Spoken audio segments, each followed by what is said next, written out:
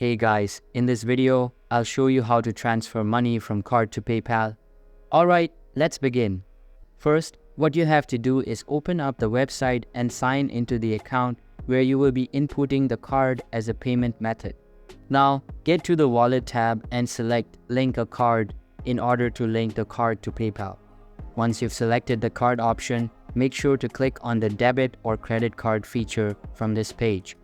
After that, enter the required card details and connect it.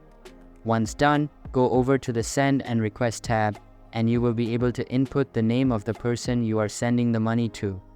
Now, if you want to send the money to yourself, you will need to have a secondary PayPal account and select the card as a payment method. But if you want to transfer it to someone else, all you have to do is include their PayPal name over here, and when you get asked how you want to pay, select the card that you added to your account as a payment method. Next, input the amount of money you would like to transfer, and then follow the on-screen instructions to complete the process. So that's basically how you can transfer money from card to PayPal. And that's it for this video. If you find this helpful, consider subscribing and giving this a big thumbs up.